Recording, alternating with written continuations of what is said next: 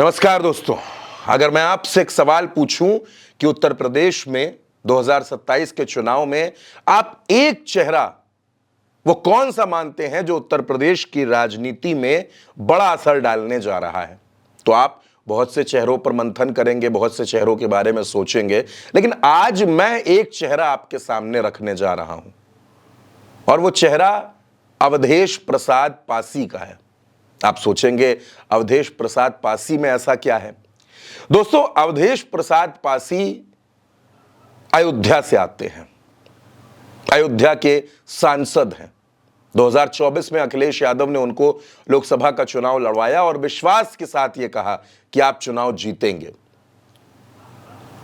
बहुत से लोगों को ऐसा लग रहा था कि अयोध्या, वो अयोध्या जहां राम मंदिर बना है, वो अयोध्या जहां इतना बड़ा इवेंट हो चुका है, उस अयोध्या में अवधेश प्रसाद भारतीय जनता पार्टी को हरा देंगे। अखिलेश यादव गलती कर रहे हैं। अखिलेश यादव सही से प्रत्याशी का चयन नहीं कर पाए, अखिलेश यादव सोच नहीं पाए। बहुत से लोगों ने कहा, बहुत से टिकट पर सवाल उठा। लोगों ने कहा कि अखिलेश यादव इस तरीके के प्रत्याशी लड़ा रहे हैं, 5 सीटें जीतना मुश्किल हो जाएगा। लेकिन अखिलेश यादव अपनी बात पर अड़े थे। अखिलेश यादव ने अवधेश प्रसाद को टिकट दिया, उनको चुनाव लड़ाया और जब नतीजा आया तो अवधेश प्रसाद चुनाव जीत चुके थे, वो सांसद बन चुके थे। वो अयोध्या जिस पर भारतीय जनता पार्टी खूब इतराती थी कि अयोध्या के लोग तो भारतीय जनता पार्टी का साथ नहीं छोड़ेंगे, वहां अवधेश प्रसाद पासी चुनाव जीत कर आ गए। और अवधेश प्रसाद पासी के चुनाव जीतने का फायदा इंडिया गठबंधन को मिला, उनके लड़ने का फायदा मिला। प्रयागराज में मिला, प्रतापगढ़ में मिला, सुल्तानपुर में मिला, आजमगढ़ में मिला। कई सीटों पर समाजवादी पार्टी को अवधेश प्रसाद पासी के अयोध्या से चुनाव लड़ने का फायदा मिला। अब दिल्ली में क्या है?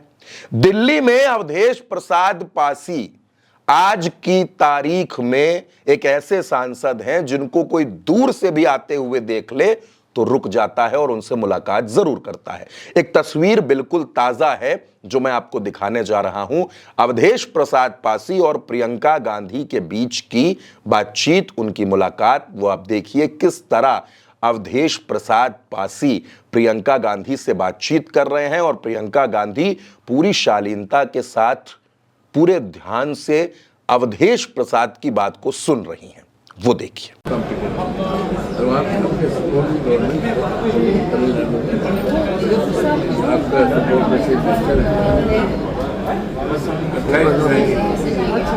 बुलाया है उन्होंने एक बार, ठीक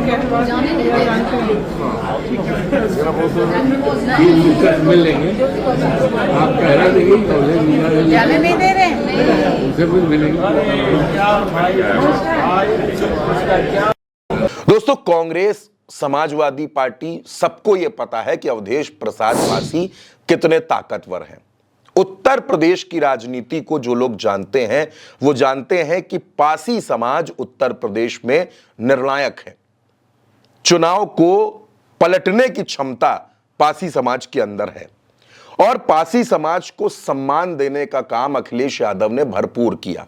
चाहे आप प्रिया सरोज की तरफ देखें, पुष्पेंद्र सरोज की तरफ देखें, अवधेश प्रसाद पासी को देखें, या फिर आप रागिनी सोनकर की तरफ देखें, हर जगह आपको यह नजर आएगा कि अखिलेश यादव ने पासी समाज को भरपूर सम्मान दिया है, पूरी ताकत दी है। और बात सिर्फ पासी समाज की नहीं है, अखिलेश यादव ने हर जाति को आगे बढ़ने का मौका दिया है, मजबूत किया है।